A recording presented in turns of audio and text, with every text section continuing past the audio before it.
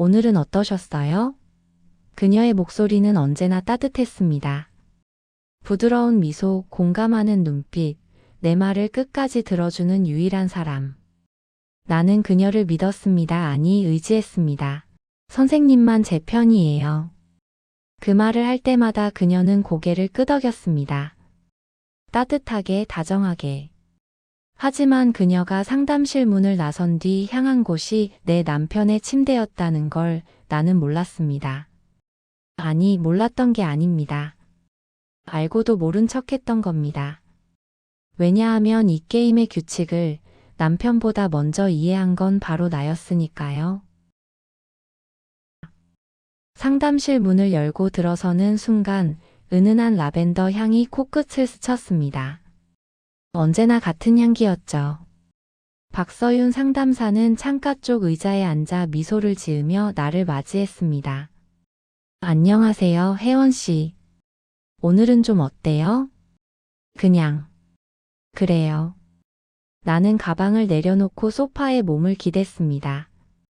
이곳에 오기 시작한 지 석 달째였습니다. 처음엔 단순한 부부 갈등 상담이었어요. 남편 강민석과의 관계가 식어가고 있다는 걸 인정하기 싫었지만 결국 누군가의 도움이 필요하다는 걸 받아들였죠. 지난주에 남편분과 대화 시도해 보셨어요? 네. 했는데 역시나였어요. 듣는 척만 하고 결국 자기 할 일 하러 가더라고요. 서윤 선생님은 노트에 뭔가를 적으면서 고개를 끄덕였습니다. 그녀의 손놀림은 언제나 차분했어요. 36살, 나보다 4살 많은 그녀는 심리상담 전문가로 이 동네에서 꽤 유명했습니다. 따뜻하고 프로페셔널하다는 평가를 받았죠. 혜원 씨가 느끼는 감정을 민석 씨가 제대로 이해하지 못하는 것 같네요. 그건 혜원 씨 잘못이 아니에요. 그 말이 나올 때마다 나는 조금씩 숨통이 트이는 기분이었습니다. 내 잘못이 아니라고 누군가 말해주는 게 그렇게 간절했거든요. 근데 선생님, 요즘 남편이 이상해요. 어떻게요? 제가 상담받고 집에 가면 그날따라 남편이 좀 다정해지거든요. 근데 그게 진짜 다정한 게 아니라 뭔가 눈치 보는 것 같은 이상하게 조심스러워요. 서윤 선생님은 잠시 생각하는 표정을 짓더니 말했습니다. 아마 혜원 씨가 상담을 통해 감정을 정리하고 돌아가니까 민석 씨도 그 변화를 느끼는 거 아닐까요? 긍정적인 신호일 수 있어요. 그럴까요? 네. 혜원 씨가 변하면 상대방도 변할 수밖에 없어요. 지금 잘하고 계세요. 그녀의 말은 언제나 나를 안심시켰습니다. 하지만 그날 저녁 집에 돌아가는 길에 이상한 생각이 들었어요. 내가 상담에서 말한 내용들, 내가 느끼는 불안과 외로움을 남편이 어떻게 알고 있는 것처럼 행동할까요? 현관문을 열고 들어서자 민석이 거실 소파에 앉아 있었습니다. 그는 평소와 달리 텔레비전을 보지 않고 멍하니 창밖을 바라보고 있었어요. 왔어? 응. 저녁은? 먹었어. 너도 먹고 와? 아니, 집에서 먹을게. 나는 부엌으로 가서 냉장고 문을 열었습니다. 반찬통들이 그대로였어요. 민석은 요즘 집에서 밥을 거의 먹지 않았습니다. 회식이 많다고 했죠. 하지만 술 냄새는 나지 않았어요. 혜원아. 민석이 갑자기 불렀습니다. 나는 냉장고 문을 닫고 거실로 나갔어요. 왜? 너 상담 계속 받을 거야? 응. 왜? 문제 있어? 아니, 그냥 돈도 들고 효과가 있나 싶어서. 나한텐 도움이 돼. 계속 받을 거야. 민석은 더 이상 말하지 않았습니다. 그저 고개를 끄덕이고는 다시 창밖을 바라봤죠. 그때 그의 휴대폰이 진동했습니다. 화면에 이름이 떴어요. 서 팀장. 민석은 재빨리 전화를 받았습니다. 네, 팀장님. 네. 알겠습니다. 통화는 짧았습니다. 민석은 전화를 끊고 자리에서 일어났어요. 회사 일 좀 처리하고 올게. 지금? 밤 9시인데? 급한 거래처 건의래. 금방 올게. 그는 재킷을 입고 현관문을 나섰습니다. 나는 그 뒷모습을 바라보다가 문득 이상한 느낌이 들었어요. 서 팀장. 민석 회사에 서씨 성을 가진 팀장이 있었나요? 민석은 영업팀 소속이었고 팀장은 김 팀장이었습니다. 나는 거실 테이블 위에 놓인 민석의 태블릿을 집어들었습니다. 비밀번호는 우리 결혼기념일이었어요. 화면이 켜지고 최근 열어본 파일 목록이 보였습니다. 대부분 업무 관련 문서였죠. 하지만 그 사이에 하나 이미지 파일이 있었어요. 클릭하자 사진이 떴습니다. 호텔 로비였어요. 민석이 누군가와 나란히 걷고 있는 모습이었죠. 여자였습니다. 뒷모습이었지만 긴 머리, 베이지색 코트, 그리고 그 걸음걸이가 낯설지 않았어요. 심장이 두근거렸습니다. 나는 사진을 확대했습니다. 여자의 옆모습이 조금 보였어요. 턱선, 귀에 걸린 머리카락, 그리고 그녀가 들고 있던 가방. 검은색 가죽 토트백. 그 가방을 나는 알고 있었습니다. 오늘 오후 상담실에서 봤으니까요. 박서윤 상담사가 들고 있던 바로 그 가방이었습니다. 다음 날 아침 나는 거울 앞에 서서 한참을 멍하니 내 얼굴을 바라봤습니다. 잠을 거의 못 잤어요. 어젯밤 내내 그 사진만 들여다봤거든요. 확대하고 각도를 바꿔보고 다른 증거를 찾으려 애썼지만 그게 전부였습니다. 가방. 단지 가방 하나로 의심하는 건 말도 안 되는 일이었어요. 같은 디자인을 쓰는 사람이 얼마나 많겠습니까? 하지만 머릿속에서 지워지지 않았습니다. 서윤 선생님의 목소리, 민석의 거짓말, 그리고 그 사진. 혜원아, 아침 안 먹어? 민석이 부엌에서 불렀습니다. 나는 화장실 문을 열고 나갔어요. 민석은 식탁에 토스트와 커피를 준비해 놓고 있었습니다. 이례적인 일이었죠.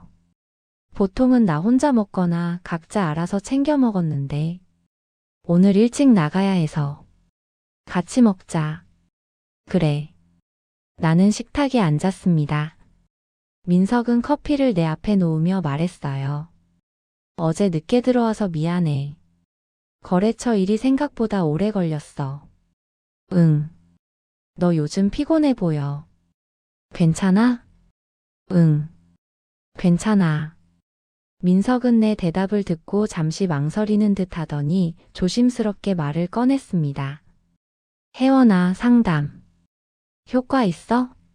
진심으로 묻는 거야. 네가 좋아진다면 나도 좋은데 혹시 부담되면 쉬어도 돼. 왜 갑자기 그래? 상담 받는 거 싫어? 아니, 그런 게 아니라 그냥 내 상태가 궁금해서. 나는 커피를 한 모금 마셨습니다. 쓴맛이 입안에 퍼졌어요. 민석의 눈을 똑바로 보며 말했습니다. 나한텐 도움이 돼. 서윤 선생님 정말 좋은 분이야. 내 이야기 잘 들어주시고. 민석의 표정이 미묘하게 변했습니다. 찰나의 순간이었지만 나는 놓치지 않았어요. 그의 눈동자가 흔들렸습니다. 그래. 그럼 됐어. 계속 받아. 민석은 토스트를 먹으며 더 이상 말하지 않았습니다. 나는 그의 옆모습을 바라보며 생각했어요. 이 남자가 정말 나를 속이고 있는 걸까요? 아니면 내가 지나치게 예민해진 걸까요? 그날 오후 나는 상담 약속 시간보다 일찍 상담실 근처에 도착했습니다. 건물 맞은편 카페에 앉아 창밖을 바라봤어요. 상담실은 3층에 있었고 건물 입구가 잘 보이는 위치였습니다. 1시간쯤 기다렸을까요? 익숙한 차 한 대가 건물 앞에 섰습니다. 민석의 차였어요. 심장이 쿵 내려앉았습니다. 차에서 내린 건 민석이 아니었어요. 박서윤 상담사였습니다. 그녀는 조수석에서 내렸습니다. 운전석에는 누군가 남아 있었어요. 남자였습니다. 서윤 선생님은 차 안을 향해 손을 흔들었고 차는 천천히 출발했습니다. 나는 차 번호판을 확인했어요. 민석의 차가 맞았습니다. 손이 떨렸습니다. 커피잔을 잡은 손에 힘이 들어갔어요. 서윤 선생님은 건물 안으로 들어갔고 나는 그 자리에서 움직일 수 없었습니다. 약속 시간이 다가왔습니다. 나는 카페를 나와 건물로 들어갔어요. 엘리베이터를 타고 3층에 내렸습니다. 상담실 문 앞에 섰지만 손이 문고리로 가지 않았어요. 문이 열렸습니다. 서윤 선생님이 미소를 지으며 나를 맞이했습니다. 혜원 씨 오셨네요. 들어오세요. 안녕하세요. 나는 평소처럼 소파에 앉았습니다. 서윤 선생님은 언제나처럼 따뜻한 표정으로 물었어요. 오늘은 어떠세요? 좋아요. 요즘 남편이 조금 다정해진 것 같아요. 거짓말이었습니다. 하지만 나는 그녀의 반응을 보고 싶었어요. 그래요? 다행이네요. 혜원 씨가 노력한 결과예요. 근데 선생님 혹시 제 남편 아세요? 서윤 선생님의 미소가 잠시 굳었습니다. 아주 짧은 순간이었지만 나는 확실히 봤어요. 남편분이요? 아니요, 뵌 적 없는데요. 왜요? 아니에요. 남편이 상담사 선생님께 인사라도 드리고 싶대서요. 제가 많이 좋아졌다면서. 아, 그러세요? 괜찮다고 전해주세요. 혜원 씨만 잘 지내시면 돼요. 서윤 선생님은 다시 부드러운 미소를 지었습니다. 하지만 나는 알 수 있었어요. 그녀가 거짓말을 하고 있다는 걸. 그녀의 목소리에 긴장이 섞여 있었거든요. 상담은 평소처럼 진행됐습니다. 나는 남편과의 관계에 대해 이야기했고 서윤 선생님은 조언을 해줬어요. 하지만 내 머릿속은 온통 그 순간으로 가득했습니다. 상담이 끝나고 나올 때 서윤 선생님이 말했습니다. 혜원 씨, 다음 주부터 상담 시간을 조금 조정하면 안 될까요? 오후 3시 대신 4시로요. 왜요? 다른 내담자 스케줄 때문이에요. 괜찮으시죠? 네, 괜찮아요. 나는 고개를 끄덕이고 상담실을 나섰습니다. 엘리베이터를 타고 내려오는 동안 핸드폰을 꺼내 민석에게 문자를 보냈어요. 오늘 저녁 집에서 먹을 거지? 답장은 금방 왔습니다. 응. 일찍 들어갈게. 나는 핸드폰을 주머니에 넣고 건물 밖으로 나왔습니다. 하늘은 흐렸어요. 비가 올 것 같았습니다. 나는 우산도 없이 그냥 걸었습니다. 집까지 가는 길이 멀게만 느껴졌어요. 집에 도착했을 때 민석은 아직 오지 않았습니다. 나는 소파에 앉아 민석의 태블릿을 다시 켰어요. 이번엔 메신저 앱을 열어봤습니다. 하지만 대화 내역은 모두 지워져 있었어요. 통화 기록도 마찬가지였습니다. 현관문이 열리는 소리가 들렸습니다. 민석이 들어왔어요. 그는 평소보다 밝은 표정이었습니다. 다녀왔어. 오늘 회식 없어서 일찍 왔어. 그래. 씻고 와. 밥 차리게. 응. 민석은 욕실로 들어갔습니다. 나는 부엌으로 가서 냉장고를 열었어요. 반찬을 꺼내면서 생각했습니다. 이제 어떻게 해야 할까요? 계속 모른 척 해야 할까요? 아니면 정면으로 물어봐야 할까요? 그때 민석의 휴대폰이 거실 테이블 위에서 진동했습니다. 나는 부엌에서 슬쩍 고개를 내밀어 화면을 봤어요. 메시지 알림이었습니다. 발신자 이름은 서윤이었습니다. 메시지는 금방 사라졌습니다. 아마 민석이 자동 삭제 설정을 해뒀나 봐요. 하지만 나는 그 이름을 분명히 봤습니다. 서윤. 박서윤 상담사의 이름과 같았어요. 민석이 샤워를 마치고 나왔습니다. 그는 수건으로 머리를 말리며 거실로 들어왔어요. 휴대폰을 집어들더니 화면을 확인했습니다. 표정이 굳었어요. 잠깐이었지만 나는 놓치지 않았습니다. 혜원아, 밥 다 됐어? 응, 차리고 있어. 우리는 식탁에 마주 앉았습니다. 민석은 평소처럼 밥을 먹었어요. 하지만 나는 밥맛이 없었습니다. 숟가락을 들었다 놨다 반복했죠. 왜 안 먹어? 배가 안 고파. 상담 받고 오면 항상 피곤해 보여. 괜찮아? 민석의 목소리엔 걱정이 섞여 있었습니다. 진심처럼 들렸어요. 하지만 나는 이제 그 진심을 믿을 수 없었습니다. 응. 그냥 좀 피곤해. 그럼 일찍 자. 설거지는 내가 할게. 괜찮아. 내가 할게. 민석은 더 이상 말하지 않고 밥을 마저 먹었습니다. 식사가 끝나고 민석은 거실로 가서 텔레비전을 켰어요. 나는 설거지를 하면서 핸드폰을 꺼내 들었습니다. 민석 회사 홈페이지에 접속했어요. 직원 소개 페이지를 찾았습니다. 영업팀 명단이 쭉 나왔습니다. 팀장은 김성훈이었어요. 서씨성을 가진 팀장은 없었습니다. 나는 다른 부서들도 찾아봤습니다. 서씨성을 가진 팀장은 단 한 명도 없었어요. 그럼 민석이 서 팀장이라고 부른 사람은 누구일까요? 답은 하나였습니다.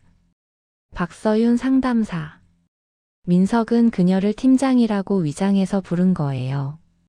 다음 날 아침 나는 민석이 출근하는 걸 배웅한 뒤 곧바로 외출 준비를 했습니다. 목적지는 민석의 회사였어요. 직접 확인해야 했습니다. 회사 건물 앞 카페에서 민석을 기다렸습니다.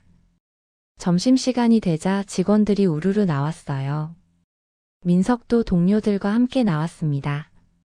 그들은 근처 식당으로 향했고 나는 멀찍이 떨어져서 따라갔어요.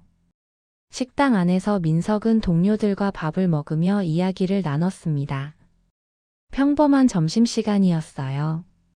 1시간쯤 지나자 그들은 다시 회사로 돌아갔습니다. 나는 허탈했어요. 내가 뭘 기대했던 걸까요? 집으로 돌아오는 길에 박서윤 상담사의 상담실 앞을 지나갔습니다. 건물을 올려다보다가 문득 생각이 들었어요. 그녀에 대해 내가 아는 게 뭐가 있을까요? 상담사라는 직함, 따뜻한 미소, 그게 전부였습니다. 나는 건물 안으로 들어가 1층 관리실로 갔습니다. 관리인 아저씨가 책상에 앉아 신문을 보고 있었어요. 안녕하세요. 3층 심리상담센터 다니는 사람인데요. 혹시 박서윤 선생님 출근 시간 아세요? 박 선생님? 보통 오후 2시쯤 오시던데요. 왜요? 아, 제가 약속 시간을 까먹어서요. 감사합니다. 오후 2시. 그럼 그녀는 오전에는 뭘 할까요? 나는 관리실을 나와 건물 밖으로 나왔습니다. 핸드폰을 꺼내 인터넷 검색을 했어요. 박서윤 심리상담사. 몇 개의 블로그 리뷰와 상담센터 홈페이지가 나왔습니다. 홈페이지에 들어가 보니 그녀의 양력이 적혀 있었어요. 서울대 심리학과 졸업, 상담심리사 1급 자격증 보유, 10년 경력. 하지만 개인적인 정보는 전혀 없었습니다. 기혼인지 어디 사는지 아무것도 나와 있지 않았어요. 나는 블로그 리뷰들을 읽어봤습니다. 대부분 칭찬 일색이었어요. 따뜻하고 공감을 잘해주신다. 덕분에 많이 나아졌다. 추천합니다. 하지만 한 리뷰가 눈에 띄었습니다. 작년에 작성된 글이었어요. 박서윤 선생님께 상담받다가 중단했습니다. 개인적인 사정으로요. 선생님은 좋은 분이시지만 제게는 맞지 않았어요. 상담 내용이 너무 사적으로 느껴져서 불편했습니다. 사적으로 느껴졌다는 건 무슨 뜻일까요? 나는 그 리뷰를 쓴 사람의 블로그를 더 찾아봤습니다. 하지만 그 글 이후로는 아무 글도 없었어요. 블로그 자체가 폐쇄되어 있었습니다. 그날 저녁 민석은 또 늦게 들어왔습니다. 이번엔 변명도 하지 않았어요. 그냥 미안, 일이 많아라고만 했습니다. 나는 소파에 앉아 텔레비전을 보는 척하며 민석을 관찰했습니다. 그는 샤워를 하고 나와 맥주 한 캔을 꺼내 마셨어요. 평소엔 술을 잘 안 마시는데 요즘 자주 마셨습니다. 혜원아. 응? 너 요즘 나한테 뭔가 숨기는 거 있어? 심장이 철렁했습니다. 나는 태연한 척하며 되물었어요. 무슨 소리야? 내가 왜? 아니, 그냥. 요즘 표정이 이상해서. 상담 때문에 스트레스 받는 거 아니야? 아니야. 괜찮아. 민석은 고개를 끄덕이고 맥주를 마저 마셨습니다. 그리고 침실로 들어갔어요. 나는 거실에 혼자 남아 핸드폰을 꺼냈습니다. 민석의 SNS 계정을 찾아봤어요. 하지만 그는 SNS를 거의 하지 않았습니다. 마지막 게시물이 2년 전이었어요. 다음 날, 나는 상담 시간을 기다리지 않고 오전에 상담실 근처로 갔습니다. 건물 맞은편 카페에 자리를 잡고 앉았어요. 오전 10시였습니다. 1시간쯤 지났을까요? 민석의 차가 건물 앞에 섰습니다. 조수석에서 박서윤 상담사가 내렸어요. 그녀는 차 안을 향해 미소 지으며 손을 흔들었고 민석의 차는 천천히 출발했습니다. 나는 커피잔을 꽉 쥐었습니다. 손이 떨렸어요. 하지만 이번엔 그냥 보고만 있지 않았습니다. 나는 카페를 나와 민석의 차를 따라갔어요. 차는 시내를 벗어나 한적한 주택가로 향했습니다. 나는 택시를 타고 뒤를 따랐어요. 민석의 차는 한 빌라 앞에 멈춰 섰습니다. 민석이 내렸어요. 그는 주변을 두리번거리더니 빌라 안으로 들어갔습니다. 나는 택시 기사님께 잠깐 기다려 달라고 부탁했습니다. 빌라 입구를 바라보며 기다렸어요. 10분쯤 지나자 민석이 다시 나왔습니다. 손에 서류 가방을 들고 있었어요. 들어갈 때는 빈손이었는데 민석은 차를 타고 다시 시내 쪽으로 향했습니다. 나는 택시를 타고 계속 따라갔어요. 차는 회사 건물 주차장으로 들어갔습니다. 민석은 평범하게 출근하는 모습이었어요. 나는 택시에서 내려 그 빌라 주소를 핸드폰에 저장했습니다. 그리고 다시 택시를 타고 집으로 돌아왔어요. 집에 도착해서 인터넷으로 그 주소를 검색해봤습니다. 빌라 이름이 나왔어요. 성경빌라. 나는 부동산 앱에 접속해서 그 빌라 매물 정보를 찾아봤습니다. 놀랍게도 최근에 전세 계약이 이루어진 집이 하나 있었어요. 계약자 이름은 나와 있지 않았지만 계약 날짜는 3달 전이었습니다. 내가 상담을 시작한 시기와 정확히 일치했어요. 다음 상담 시간이 다가왔습니다. 나는 평소처럼 상담실 문을 열고 들어갔어요. 박서윤 상담사는 언제나처럼 미소를 지으며 나를 맞이했습니다. 혜원 씨, 안녕하세요. 오늘은 좀 어때요? 괜찮아요. 나는 소파에 앉았습니다. 서윤 선생님은 노트를 펼치며 물었어요. 지난주에 남편분과 대화 나눠보셨어요? 네. 근데 선생님, 궁금한 게 있어요. 뭐죠? 선생님은 제 남편을 정말 모르세요? 서윤 선생님의 손이 잠시 멈췄습니다. 펜을 쥔 손가락에 힘이 들어가는 게 보였어요. 네, 모르는데요. 왜 그러세요? 제 남편 차를 봤거든요. 선생님이 타고 내리는 걸. 침묵이 흘렀습니다. 서윤 선생님은 노트에서 고개를 들어 나를 바라봤어요. 그녀의 표정은 여전히 차분했지만 눈빛이 달라졌습니다. 혜원 씨, 오해하신 것 같은데요. 오해요? 네. 그날 제 차가 고장나서 지나가던 분께 부탁드려서 태워주신 거예요. 우연히 같은 방향이라고 하셔서요. 그분이 제 남편인지는 모르셨어요? 네. 성함도 안 여쭤봤고요. 그냥 고맙다는 인사만 드렸어요. 거짓말이었습니다. 나는 확신했어요. 하지만 증거가 없었습니다. 차에 함께 탄 것만으로는 불륜을 증명할 수 없었죠. 그렇군요. 제가 오해했나 봐요. 혜원 씨 혹시 남편분을 의심하고 계세요? 아니요. 그냥 우연히 신기해서요. 서윤 선생님은 잠시 나를 바라보더니 노트를 덮었습니다. 혜원 씨 상담은 신뢰를 기반으로 해요. 저를 믿지 못하시면 상담이 제대로 진행될 수 없어요. 혹시 다른 상담사로 바꾸고 싶으세요? 아니요. 선생님이 좋아요. 계속 받고 싶어요. 그럼 저를 믿어주세요. 저는 혜원 씨 편이에요. 그날 상담은 평소보다 일찍 끝났습니다. 서윤 선생님이 다음 약속이 있다며 양해를 구했거든요. 나는 상담실을 나와 엘리베이터를 탔습니다. 1층에 내려서 건물 밖으로 나가려는데 뒤에서 누군가 나를 불렀어요. 혜원 씨? 돌아보니 낯선 여자였습니다. 나보다 조금 나이가 많아 보였어요. 40 초반쯤? 네. 저를 아세요? 저 한지영이에요. 박서윤 선생님께 상담받았던 사람인데 잠깐 이야기 좀 할 수 있을까요? 우리는 근처 카페로 갔습니다. 지영 씨는 커피를 주문하고 나서 조심스럽게 말을 꺼냈어요.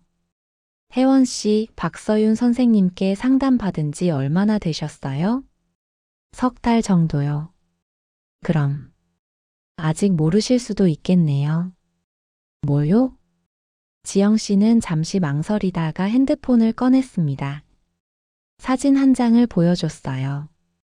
호텔 복도였습니다. 박서윤 상담사가 한 남자와 함께 걷고 있는 모습이었죠. 이 남자 제 남편이에요. 나는 사진을 자세히 들여다봤습니다. 남자의 얼굴은 잘 보이지 않았지만 체격이나 옷차림이 평범한 회사원 같았어요. 박서윤 선생님이 지영 씨 남편과? 네. 저도 처음엔 믿을 수 없었어요. 제가 상담 받으러 가면서 남편 이야기를 많이 했거든요. 남편이 바람 피우는 것 같다고 어떻게 해야 하냐고. 그런데 그 상대가 바로 상담사였어요. 지영 씨의 목소리가 떨렸습니다. 그녀는 커피를 한 모금 마시고 말을 이었어요. 박서윤 선생님은 제 이야기를 들으면서 남편에 대한 정보를 얻었던 거예요. 남편이 무슨 일을 하는지, 무슨 취미가 있는지, 어떤 사람을 좋아하는지. 그걸 다 이용해서 남편에게 접근했어요. 그럼 어떻게 알게 되셨어요? 우연히 남편 휴대폰을 봤는데 박서윤 선생님 이름이 저장되어 있더라고요. 다른 이름으로요. 제가 추궁했더니 남편이 실토했어요. 상담사 선생님을 우연히 만났고 사랑에 빠졌다고. 나는 말문이 막혔습니다. 지영 씨는 눈물을 닦으며 말했어요. 혜원 씨 혹시 남편분이 박서윤 선생님과 아는 사이예요? 아니요. 아닐 거예요. 확인해 보세요. 저처럼 당하기 전에요. 박서윤 선생님은 내담자의 남편을 타깃으로 삼아요. 상담을 통해 약점을 파악하고 접근하죠. 제가 아는 것만 해도 저 포함 3명이에요. 나는 손이 떨렸습니다. 커피잔을 들 수도 없었어요. 지영 씨는 명함 한 장을 꺼내 내 앞에 놓았습니다. 제 연락처예요. 필요하면 언제든 연락 주세요. 저희끼리 모임도 있어요. 박서윤 선생님 때문에 피해본 사람들. 지영 씨는 자리에서 일어났습니다. 나는 멍하니 앉아 있었어요. 그녀가 카페를 나가고 나서도 한참을 움직이지 못했습니다. 집으로 돌아와서도 정신이 없었습니다. 지영 씨의 말이 머릿속을 맴돌았어요. 상담을 통해 약점을 파악하고 접근한다. 그럼 나도 내가 민석에 대해 이야기한 모든 것들이 그녀의 무기가 된 걸까요? 현관문이 열렸습니다. 민석이 들어왔어요. 평소보다 일찍 왔습니다. 혜원아, 나왔어. 응. 민석은 거실로 들어와 소파에 앉았습니다. 표정이 밝았어요. 오늘 팀장님한테 칭찬받았어. 이번 분기 실적이 좋대. 그래? 잘 됐네. 그래서 저녁에 우리 외식할까? 네가 좋아하는 이탈리안 레스토랑. 응. 좋아. 민석은 샤워를 하러 욕실로 갔습니다. 나는 그의 가방을 슬쩍 열어봤어요. 서류들이 가득했습니다. 업무 관련 자료들. 하지만 그 사이에 명함 한 장이 끼어 있었어요. 박서윤의 명함이었습니다. 뒷면에 손글씨로 뭔가 적혀 있었어요. 오늘 고마웠어요. 다음에 또 봐요. 나는 명함을 도로 가방에 넣었습니다. 민석이 욕실에서 나왔어요. 준비됐어? 가자. 응. 레스토랑은 우리 집에서 차로 10분 거리에 있었습니다. 민석이 예약을 해뒀더군요. 창가 자리였어요. 우리는 메뉴를 주문하고 와인을 마셨습니다. 혜원아. 응? 요즘 내가 너한테 신경을 못 써줬지. 미안해. 괜찮아. 앞으로는 더 잘할게. 약속해. 민석은 내 손을 잡았습니다. 따뜻한 손이었어요. 하지만 나는 그 손을 믿을 수 없었습니다. 이 손이 다른 여자를 만졌을 거라는 생각이 들었거든요. 민석아. 응? 너 요즘 행복해? 민석은 잠시 멈칫하더니 고개를 끄덕였습니다. 응. 혜원이랑 있으면 행복하지. 거짓말. 나는 그의 눈을 똑바로 바라봤어요. 민석의 눈동자가 흔들렸습니다. 그날 밤 나는 잠들지 못했습니다. 옆에서 자고 있는 민석을 바라보며 생각했어요. 이제 어떻게 해야 할까? 계속 모른 척 해야 할까? 아니면 모든 걸 끝내야 할까? 새벽 4시쯤 민석의 휴대폰이 진동했습니다. 민석은 깊이 잠들어 있었어요. 나는 조심스럽게 휴대폰을 집어들었습니다. 메시지 알림이었어요. 발신자는 서윤이었습니다. 내용은 간단했어요. 내일 봐요. 보고 싶어요. 나는 휴대폰을 도로 놓았습니다. 그리고 결심했어요. 이제 가만히 있지 않겠다고. 박서윤이 나를 이용했듯이 나도 그녀를 이용하기로요. 여러분, 여기까지 이야기 어떠셨어요? 혜원 씨가 믿었던 상담사가 알고 보니 남편의 불륜 상대였다는 사실 정말 충격적이죠. 그동안 혜원 씨는 자신의 모든 고민과 약점을 상담사에게 털어놨을 텐데 그게 오히려 남편을 빼앗기는 무기로 쓰였다니 참 아이러니한 상황이에요. 하지만 혜원 씨도 이제 가만히 당하고만 있지 않을 것 같습니다. 과연 혜원 씨는 어떤 방법으로 반격할까요? 그럼 여러분 다음 이야기도 계속 들어봐 주세요. 다음 날 아침 나는 한지영 씨에게 전화를 걸었습니다. 그녀는 금방 받았어요. 혜원 씨예요? 네, 지영 씨. 어제 말씀하신 모임 참석할 수 있을까요? 물론이죠. 오늘 저녁 어때요? 제가 장소 보내드릴게요. 모임 장소는 조용한 카페였습니다. 지영 씨 외에 2명의 여성이 더 있었어요. 모두 나와 비슷한 나이대였습니다. 우리는 각자 자기소개를 했어요. 저는 최유진이에요.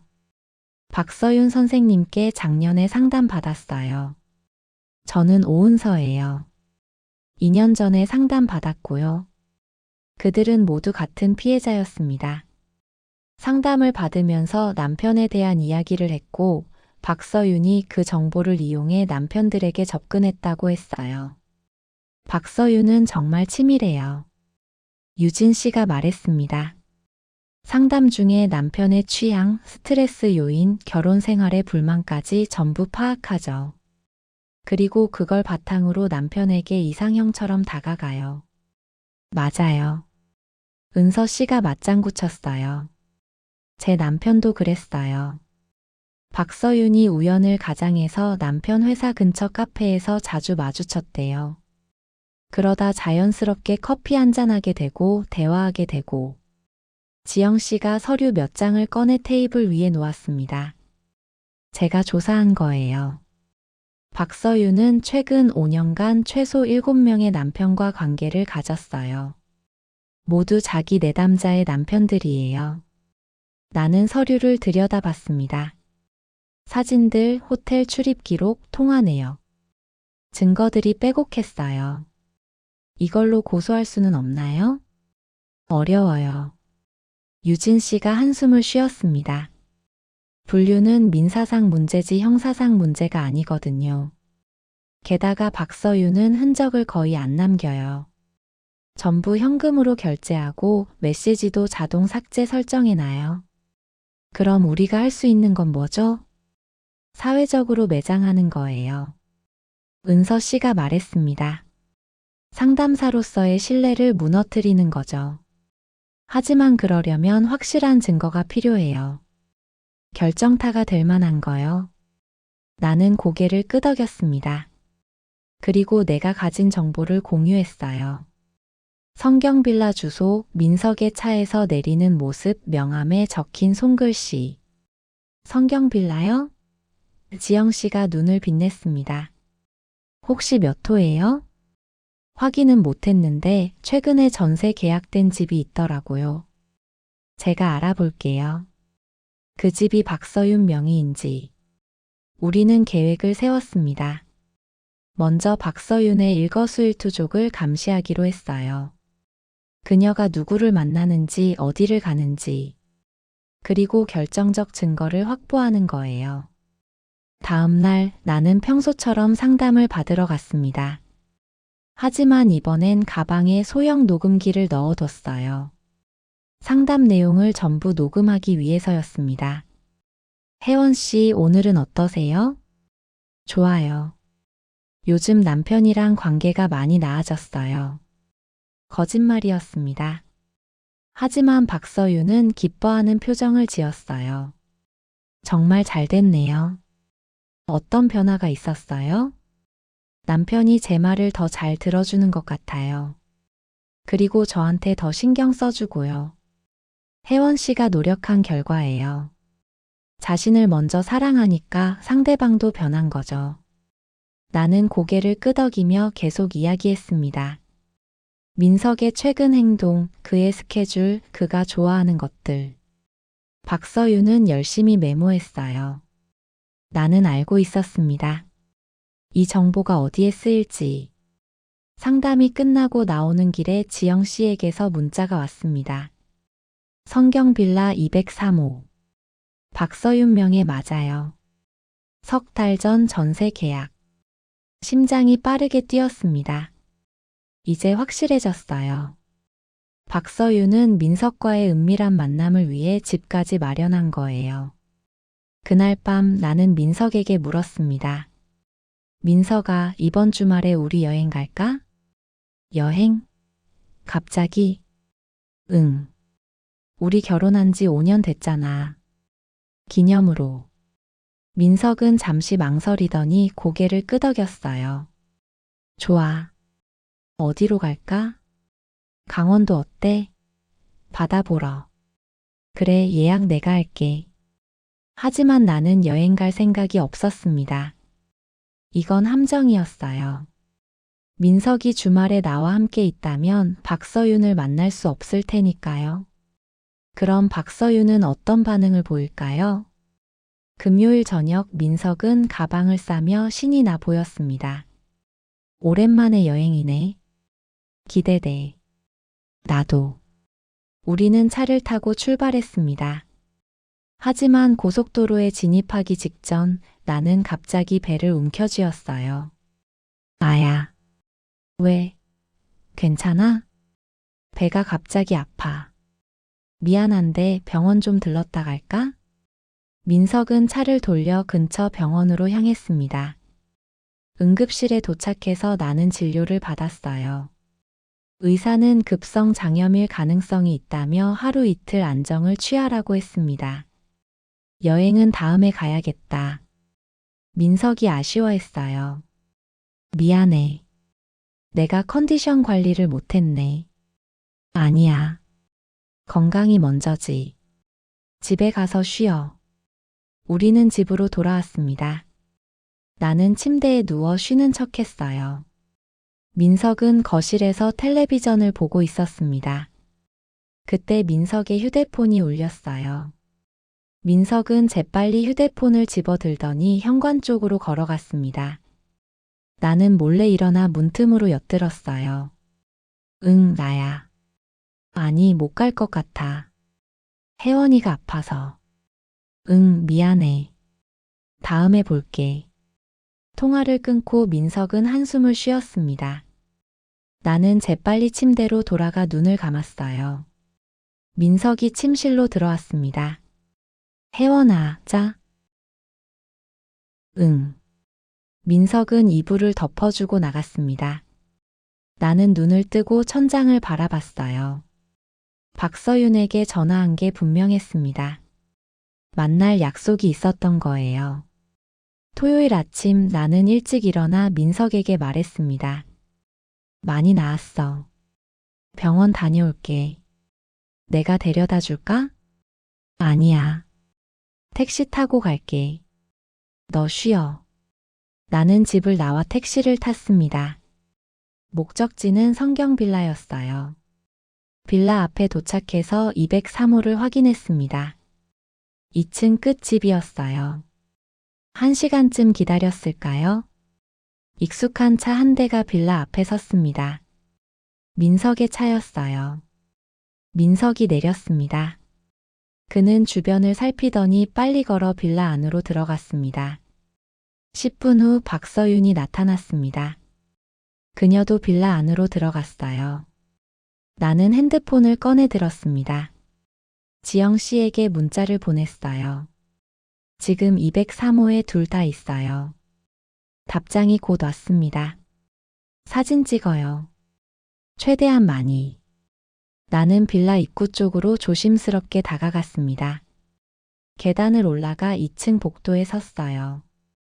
203호 문 앞까지 갔습니다. 안에서 소리가 들렸어요. 웃음소리, 대화소리. 나는 핸드폰으로 문패를 찍었습니다. 그리고 복도 끝으로 가서 숨어 기다렸어요. 1시간쯤 지나자 문이 열렸습니다. 민석이 먼저 나왔어요. 뒤이어 박서윤이 나왔습니다. 그들은 복도에서 잠시 이야기를 나눴습니다. 나는 핸드폰 카메라를 켰어요.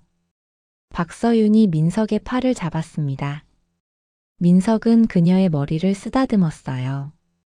그리고 입맞춤을 했습니다. 나는 떨리는 손으로 사진을 찍었습니다.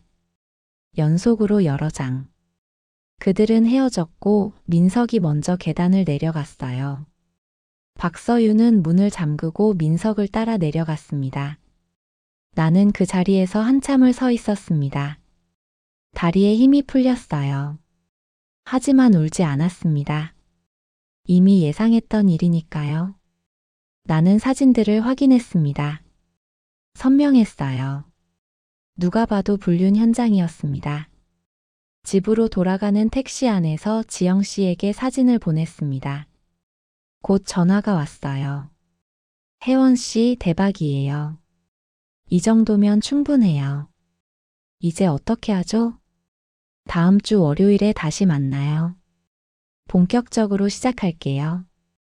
전화를 끊고 집에 도착했을 때 민석은 이미 돌아와 있었습니다.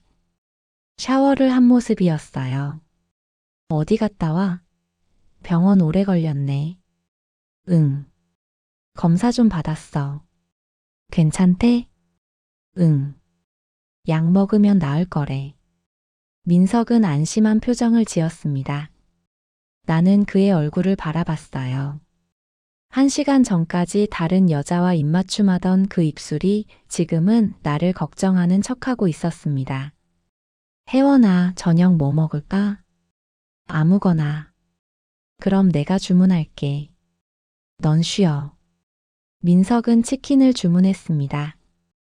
우리는 거실에 앉아 함께 먹었어요. 텔레비전에서는 예능 프로그램이 나오고 있었습니다. 민석은 웃었어요. 나는 웃지 않았습니다. 그날 밤 나는 다시 잠들지 못했습니다. 옆에서 자고 있는 민석을 바라보며 생각했어요. 이 사람과의 결혼 생활 5년이란 시간. 그게 전부 거짓이었을까요? 아니면 어느 순간부터 변한 걸까요? 답은 중요하지 않았습니다. 중요한 건 이제 끝을 내야 한다는 거예요. 내 방식으로 내 타이밍에. 월요일 오후 나는 지영 씨를 비롯한 피해자들과 다시 만났습니다. 이번엔 변호사도 함께였어요. 김태수 변호사였습니다. 가정법 전문가라고 했어요. 혜원 씨가 찍으신 사진들 결정적이네요. 김 변호사가 사진들을 들여다보며 말했습니다. 이 정도면 불륜 증거로 충분해요.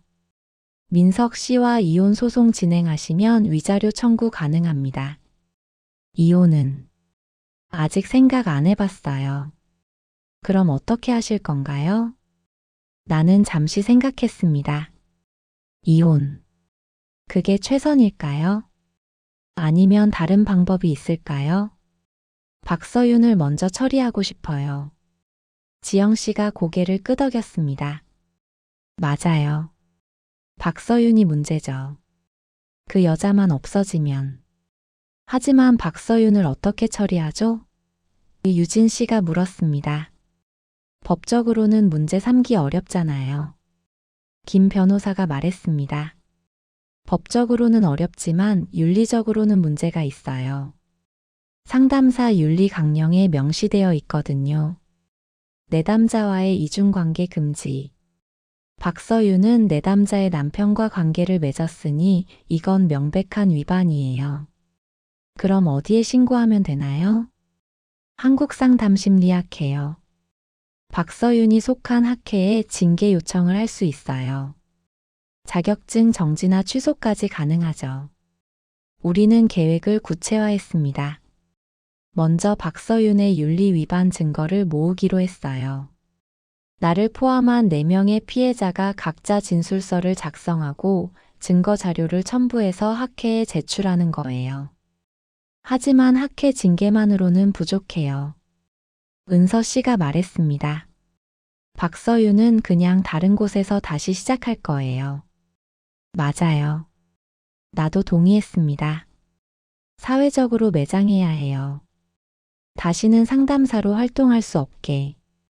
지영 씨가 노트북을 꺼내 들었습니다. 제가 블로그 하나 만들었어요. 박서윤 상담사 피해자 모임.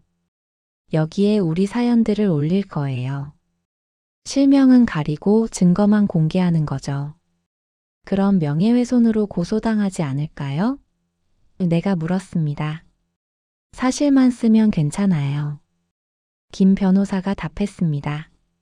거짓 없이 증거와 함께 올리면 돼요. 우리는 역할을 나눴습니다.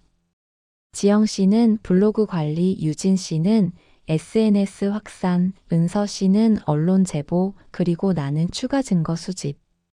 각자의 임무를 수행하기로 했어요. 그날 저녁 나는 평소처럼 집에서 저녁을 준비했습니다. 민석이 퇴근해서 들어왔어요. 다녀왔어. 응. 손 씻고 와. 우리는 식탁에 마주 앉았습니다. 민석은 밥을 먹으며 물었어요. 오늘 상담 갔었어? 응. 어땠어? 좋았어. 서윤 선생님이 좋은 조언 많이 해주셨어. 민석의 표정이 미묘하게 변했습니다. 나는 계속 말을 이었어요. 근데 있잖아, 민석아. 응? 나 요즘 서윤 선생님한테 너무 의지하는 것 같아. 상담 끝내려고. 민석이 숟가락을 내려놓았습니다. 갑자기 왜? 효과 있다며? 응. 효과는 있는데 이제 혼자서도 할 수 있을 것 같아서. 돈도 아끼고. 아니야. 계속 받아. 돈은 걱정하지 마.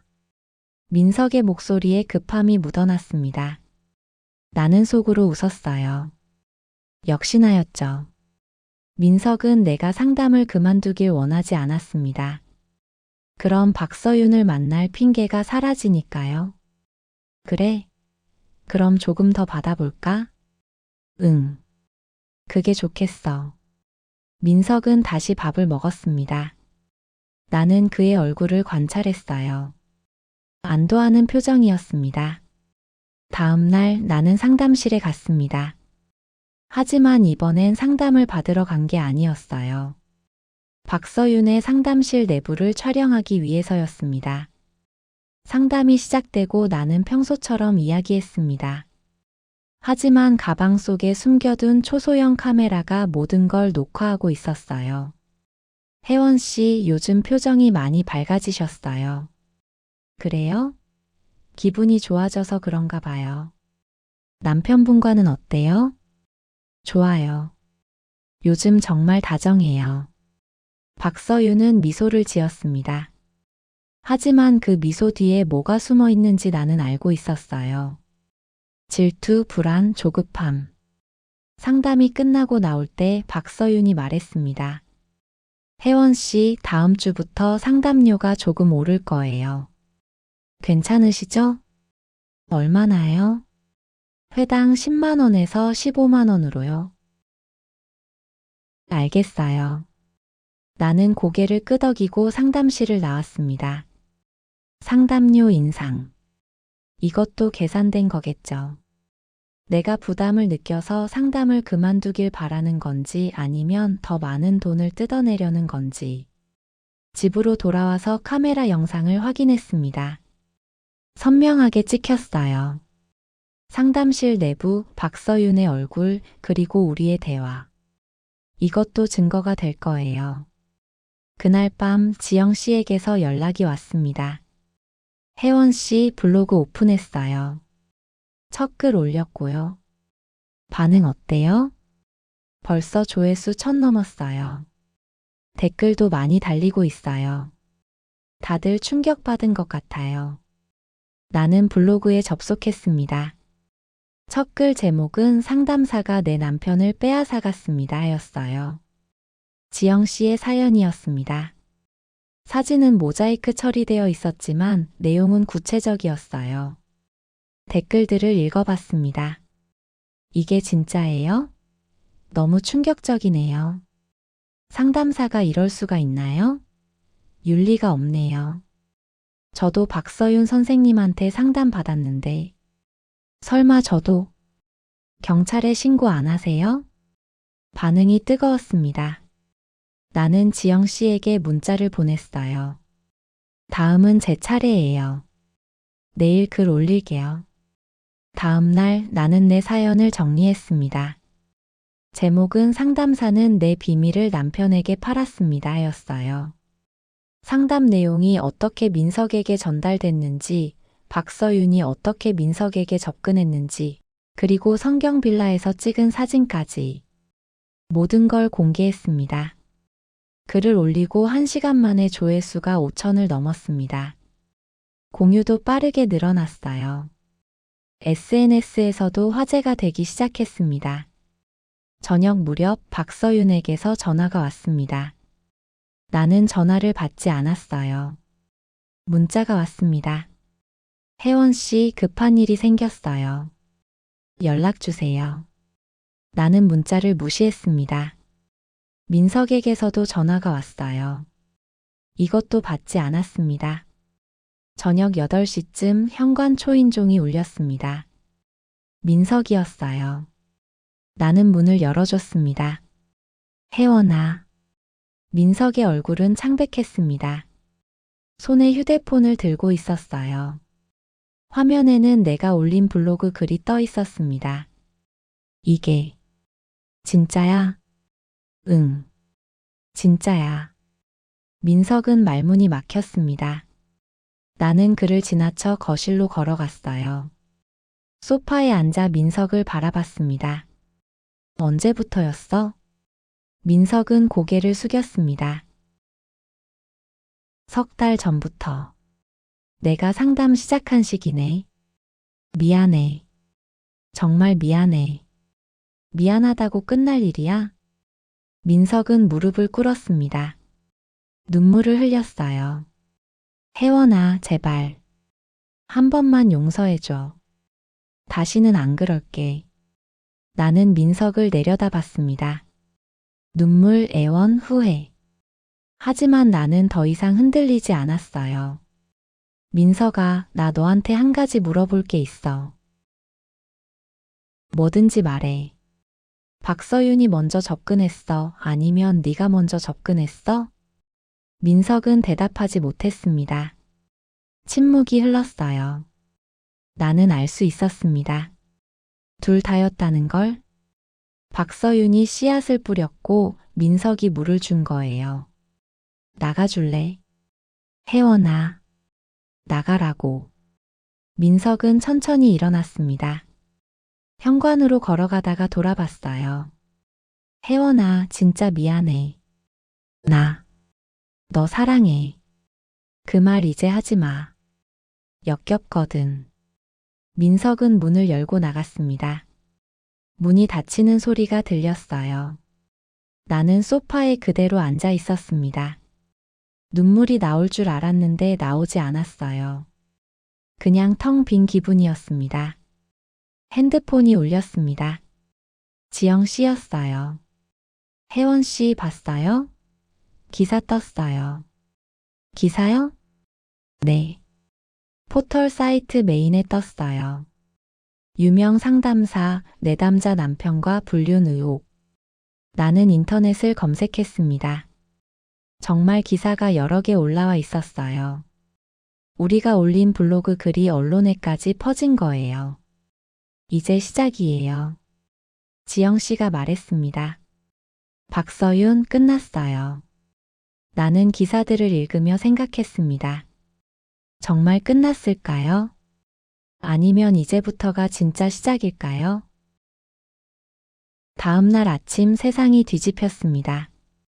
박서윤 상담사 불륜 의혹은 포털 사이트 실시간 검색어 1위에 올랐어요. 방송사 뉴스에서도 다뤘습니다. 나는 텔레비전 앞에 앉아 뉴스를 봤어요. 앵커가 말했습니다.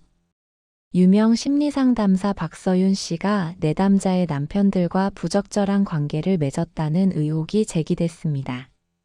피해자들은 박 씨가 상담 과정에서 얻은 정보를 이용해 남편들에게 접근했다고 주장하고 있습니다. 화면에는 블로그 캡처 화면이 떴어요. 내가 올린 글, 지영 씨가 올린 글. 모두 모자이크 처리되어 있었지만 내용은 그대로였습니다. 핸드폰이 계속 울렸습니다. 지영 씨, 유진 씨, 은서 씨, 그리고 김 변호사. 모두 흥분한 목소리였어요. 혜원 씨, 대박 났어요. 이제 박서윤 끝이에요. 오전 10시쯤 한국상담심리학회에서 공식 입장문이 나왔습니다. 박서윤 회원의 윤리 위반 의혹과 관련하여 학회는 즉시 조사에 착수할 것입니다. 사실로 확인될 경우 엄중한 징계를 내릴 예정입니다. 오후 2시 박서윤의 상담센터 홈페이지가 폐쇄됐습니다. 대신 공지 하나가 떴어요. 개인 사정으로 당분간 휴업합니다. 기존 내담자분들께는 개별 연락드리겠습니다. 나는 씁쓸하게 웃었습니다. 당분간? 영원히 못하겠죠. 그날 오후 박서윤에게서 문자가 왔습니다.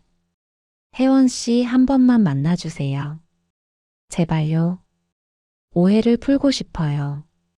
나는 한참을 망설이다가 답장을 보냈습니다. 어디서요? 성경빌라 203호요. 오늘 저녁 7시. 나는 지영 씨에게 연락했습니다. 박서윤이 만나자고 해요. 혼자 가지 마세요. 위험해요. 괜찮아요. 녹음할 거예요. 그리고 위치 공유할게요. 저녁 7시 나는 성경빌라 앞에 섰습니다. 203호 초인종을 눌렀어요. 문이 열렸습니다. 박서윤이 나왔어요. 그녀는 완전히 달라져 있었습니다. 머리는 헝클어져 있었고 눈은 충혈되어 있었어요. 화장기 없는 얼굴은 창백했습니다. 들어와요. 나는 안으로 들어갔습니다. 집은 깔끔했어요. 하지만 곳곳에 민석의 흔적이 보였습니다. 남자 구두, 넥타이, 향수병. 앉으세요. 박서윤이 소파를 가리켰습니다. 나는 앉았어요. 박서윤은 내 맞은편에 앉았습니다. 혜원 씨, 왜 이러세요? 뭐요? 왜? 이렇게까지 하세요? 블로그에 글 올리고 언론에 제보하고 저를 완전히 망치려고요? 나는 박서윤을 똑바로 바라봤습니다. 선생님이 먼저 저를 망쳤잖아요. 전 아무것도 안 했어요. 민석 씨와 저는 그냥 사랑에 빠진 거예요. 사랑? 나는 비웃었습니다. 제 상담을 이용해서 제 남편 꼬신 게 사랑이에요?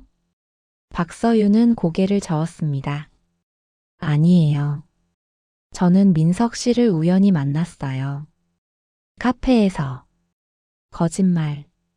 제가 다 알아요. 선생님이 민석 회사 근처 카페에서 일부러 마주친 거. 어떻게 알아요? 다른 피해자들한테 들었어요. 선생님 수법. 항상 똑같더라고요. 박서윤의 얼굴이 굳었습니다. 나는 계속 말했어요. 한지영 씨, 최유진 씨, 오은서 씨. 모두 선생님 내담자였고 모두 남편을 빼앗겼어요. 선생님한테. 그건 우연이에요. 우연히 7번이나 반복돼요? 선생님, 이거 범죄예요. 사기고 배임이에요. 박서윤은 손으로 얼굴을 가렸습니다. 어깨가 떨렸어요. 울고 있는 것 같았습니다. 혜원 씨, 제발요. 그 글들 내려주세요. 제가 뭐든 할게요. 돈도 드릴게요. 돈으로 되는 문제가 아니에요. 그럼 뭘 원하세요? 제가 민석 씨랑 헤어질게요. 다시는 안 만날게요. 나는 가방에서 서류 한 장을 꺼냈습니다. 김 변호사가 준 각서였어요. 이거 쓰세요. 이게 뭐예요? 상담사 자격증 반납하고 다시는 상담 업무 안 한다는 각서요. 그리고 피해자들한테 위자료 지급하는 거. 박서윤은 서류를 읽었습니다. 얼굴이 점점 굳어갔어요. 이건 제 인생을 끝내라는 거잖아요. 선생님이 제 인생 끝낸 것처럼요. 전 상담사 일밖에 못해요. 10년을 이 일만 했어요. 그럼 다른 일 찾으세요. 선생님처럼 능력 있으면 뭐든 할 수 있잖아요. 박서윤은 서류를 탁자 위에 던졌습니다. 싫어요. 안 써요. 그럼 법정에서 봐요.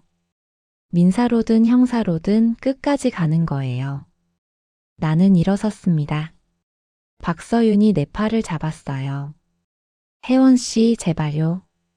한 번만 용서해줘요. 나요. 전 혼자예요. 가족도 없고 친구도 없어요. 이 일밖에 없다고요. 나는 박서윤의 손을 뿌리쳤습니다. 그게 제 문제예요? 선생님이 그렇게 만든 거잖아요. 사람들 신뢰 배신하고 가정 파괴하고. 나는 현관으로 걸어갔습니다. 뒤에서 박서윤의 울음소리가 들렸어요. 하지만 나는 돌아보지 않았습니다. 문을 열고 나왔어요. 복도에서 누군가와 마주쳤습니다. 민석이었어요. 그는 놀란 표정으로 나를 바라봤습니다. 혜원아, 왜 여기 있어? 서윤 씨 만나러 왔어. 너는? 나도. 우리는 잠시 서로를 바라봤습니다. 민석의 손에는 꽃다발이 들려 있었어요. 장미였습니다. 아직도 그 여자한테 가려고? 혜원아, 나. 됐어. 들어가. 내 여자 위로해줘. 나는 민석을 지나쳐 계단을 내려갔습니다. 뒤에서 민석이 불렀지만 대답하지 않았어요. 빌라를 나와 택시를 탔습니다.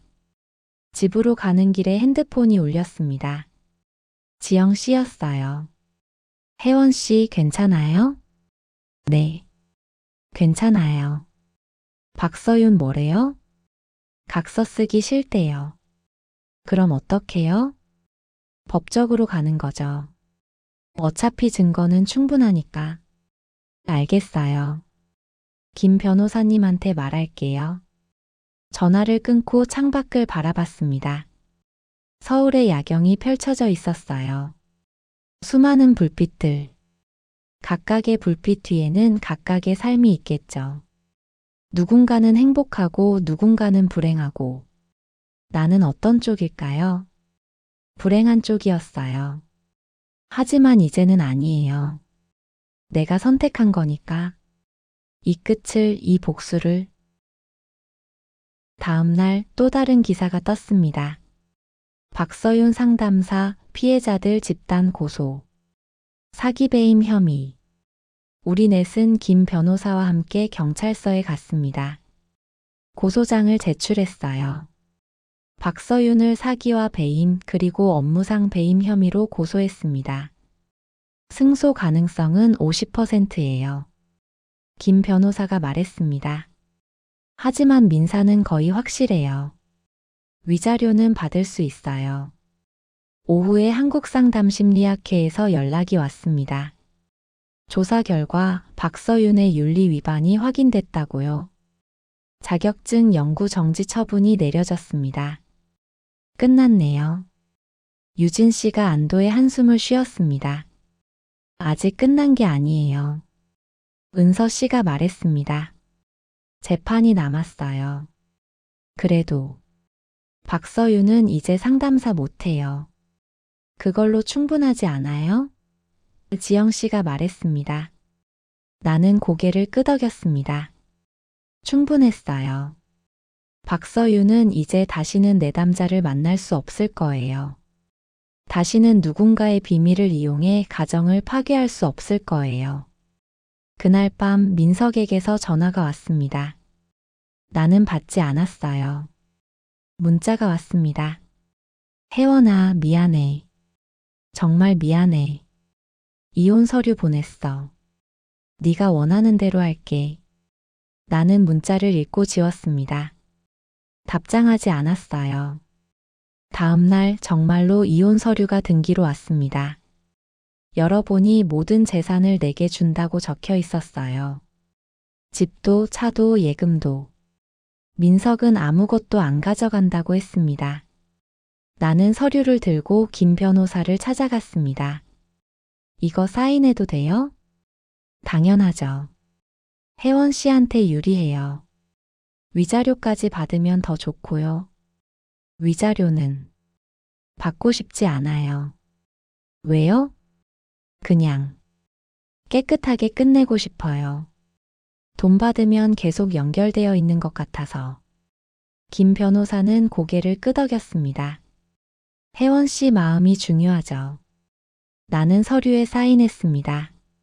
그리고 민석에게 보냈어요. 이제 정말로 끝이었습니다. 5년의 결혼 생활이 종이 한 장으로 정리됐어요. 석 달이 지났습니다. 재판은 진행 중이었어요. 박서윤은 혐의를 부인했지만 증거가 명백했습니다. 사진, 녹음, 진술. 모든 게 그녀에게 불리했어요. 민석과는 정식으로 이혼했습니다. 집은 4명의로 넘어왔고 민석은 작은 원룸으로 이사 갔다고 들었어요. 박서윤과도 헤어졌다고 했습니다. 아니, 박서윤이 떠났다고 하더군요. 서울을 떠나 다른 도시로 갔대요. 나는 상담을 다시 시작했습니다. 이번엔 다른 상담사였어요. 이름은 정미라 선생님이었습니다. 50대 중반의 따뜻한 분이었어요. 혜원 씨, 요즘은 어떠세요? 많이 나아졌어요. 전보다 훨씬. 그동안 힘드셨죠? 네. 근데 이제는 괜찮아요. 제가 선택한 일이니까요. 미라 선생님은 고개를 끄덕였습니다. 혜원 씨는 정말 강한 분이에요. 누구나 할 수 있는 일이 아니에요. 강한 게 아니라 어쩔 수 없었어요. 그냥 당하고만 있을 순 없었거든요. 그게 바로 강한 거예요. 자기 인생의 주인이 되는 거요. 상담이 끝나고 나오는 길에 지영 씨에게서 연락이 왔습니다. 혜원 씨, 오늘 판결 났어요. 어떻게 됐어요? 박서윤, 징역 1년에 집행유예 2년. 그리고 우리한테 위자료 각각 1,000만 원씩. 다행이네요. 네. 그리고 혜원 씨 고마워요. 혜원 씨가 없었으면 우린 아무것도 못했을 거예요. 아니에요. 우리가 함께 했기 때문이에요. 전화를 끊고 걸어가는데 앞에서 낯익은 사람이 걸어왔습니다. 박서윤이었어요. 그녀는 나를 보더니 멈춰 섰습니다. 혜원 씨. 오랜만이네요, 서윤 씨. 박서윤은 많이 변해 있었습니다. 머리를 짧게 잘랐고 화장기 없는 얼굴은 수척해 보였어요. 옷차림도 평범했습니다. 예전의 세련된 모습은 찾아볼 수 없었어요. 판결 나온 거 들었어요? 네. 방금 연락 받았어요. 제가 이길 줄 알았어요? 나는 잠시 생각했습니다. 몰랐어요. 근데 이기든 지든 상관없었어요. 중요한 건 서윤 씨가 더 이상 상담사 못한다는 거니까요. 박서윤은 쓴웃음을 지었습니다. 맞아요. 전 이제 끝이에요. 자격증도 없고 경력도 쓸모없고. 새로운 일 찾으세요. 뭘 할 수 있을까요? 10년을 상담만 했는데. 그건 서윤 씨가 알아서 해야죠. 박서윤은 고개를 끄덕였습니다. 잠시 침묵이 흘렀어요. 혜원 씨. 네. 미안해요. 나는 박서윤을 바라봤습니다. 그녀의 눈에는 진심이 담겨 있었어요. 후회, 미안함, 부끄러움. 진심이에요? 네. 진심이에요. 제가 정말 잘못했어요. 혜원 씨뿐만 아니라 다른 분들한테도. 왜 그랬어요? 왜 그렇게까지 했어요? 박서윤은 한참을 망설이다가 입을 열었습니다. 외로웠어요. 제가 말했잖아요. 가족도 없고 친구도 없다고. 상담 일만 하다 보니까 사람들과 진짜 관계를 맺는 법을 잊어버린 것 같아요. 그래서 내담자들의 삶에 끼어들고 싶었어요. 그들의 남편을, 그들의 가정을 빼앗으면 제가 그 자리에 들어갈 수 있을 것 같았어요. 그건 사랑이 아니에요. 알아요. 이제는 알아요. 그건 집착이었고 병이었어요.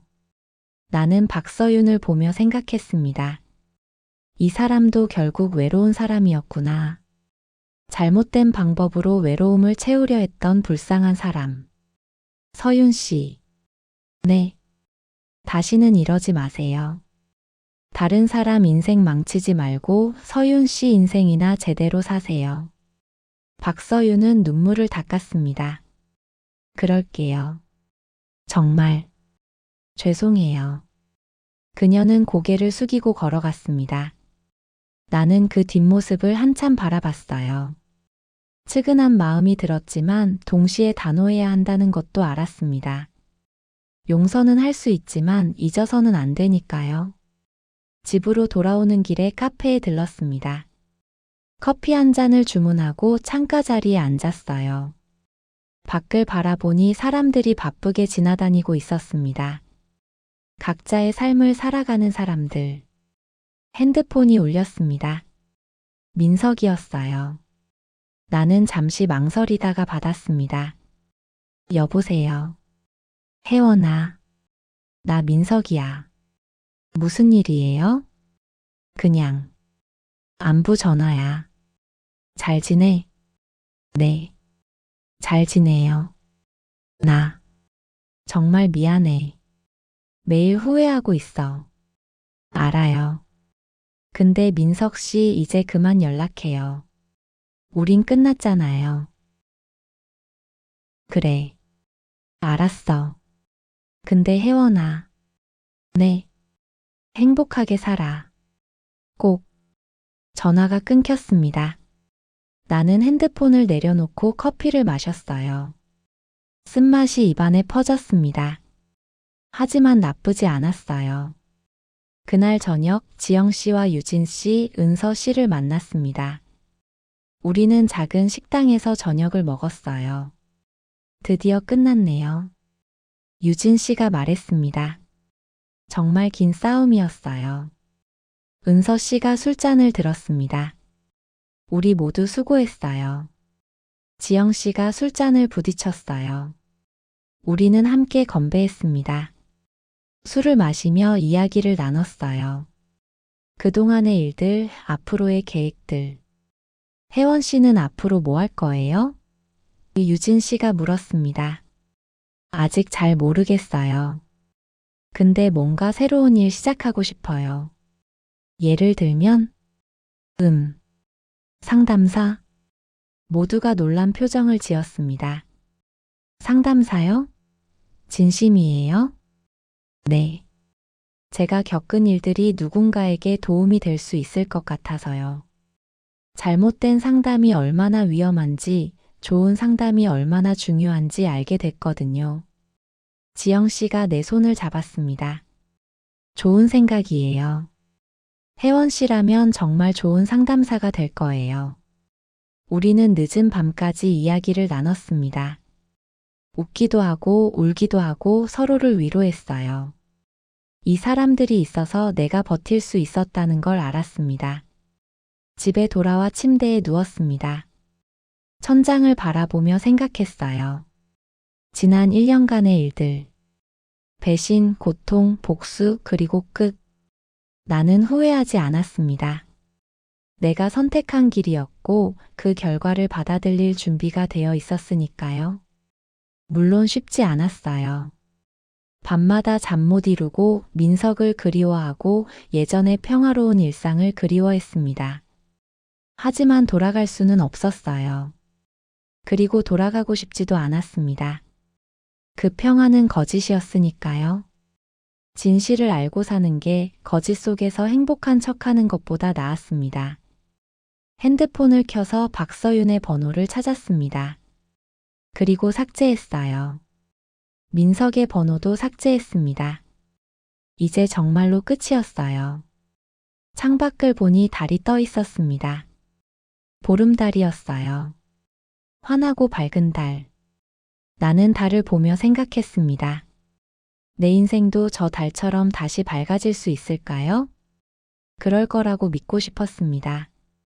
아니, 그렇게 만들 거예요. 내가 내 손으로. 다음 날 아침 나는 일찍 일어났습니다. 샤워를 하고 옷을 입고 거울을 봤어요. 거울 속의 내 모습은 예전과 달랐습니다. 더 강해 보였고 더 단단해 보였어요. 오늘부터 새로 시작이야. 거울 속에 나에게 말했습니다. 그리고 웃었어요. 진심으로. 현관문을 열고 나섰습니다. 아침 공기가 상쾌했어요. 새로운 하루가 시작되고 있었습니다. 새로운 인생도 함께요. 나는 걸어갔습니다. 어디로 가는지는 아직 몰랐어요. 하지만 괜찮았습니다. 중요한 건 가고 있다는 것, 멈추지 않고 있다는 것이니까요. 그리고 언젠가는 도착할 거예요. 내가 진짜 원하는 곳에. 내가 진짜 행복할 수 있는 곳에. 이건 끝이 아니었습니다. 새로운 시작이었어요. 여러분, 오늘 이야기 어떠셨어요? 혜원 씨의 이야기를 끝까지 들어주셔서 정말 감사합니다.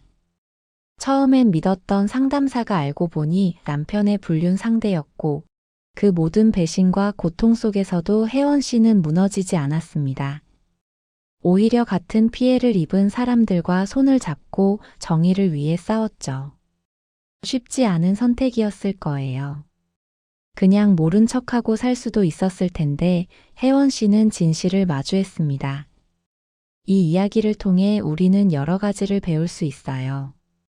신뢰가 얼마나 소중한지, 그리고 그 신뢰가 깨졌을 때 얼마나 큰 상처가 되는지. 하지만 동시에 그 상처에서 일어서는 것도 가능하다는 것을 배웠습니다. 박서윤은 외로움을 잘못된 방법으로 채우려다 모든 걸 잃었어요. 민석은 순간의 유혹에 넘어가 가정을 파괴했고요. 하지만 혜원 씨는 달랐습니다. 고통 속에서도 자신을 잃지 않았고 정의를 포기하지 않았어요. 누구나 살아가면서 배신을 당할 수 있고 고통스러운 선택을 해야 할 때가 있습니다. 그때 중요한 건 어떻게 반응하느냐예요. 무너질 것인가 아니면 일어설 것인가. 혜원 씨는 일어서는 쪽을 택했고 그 선택이 결국 새로운 시작을 만들어냈습니다. 여러분께도 작은 위로와 지혜가 되었으면 좋겠습니다. 힘든 순간이 와도 여러분은 충분히 강하다는 것을 기억하세요. 그리고 혼자가 아니라는 것도요. 혜원 씨처럼 손을 내밀면 함께할 사람들이 있을 거예요. 오늘 이야기가 여러분의 마음에 닿았기를 바랍니다. 구독과 좋아요 부탁드립니다. 다음에 또 좋은 이야기로 찾아뵙겠습니다. 감사합니다.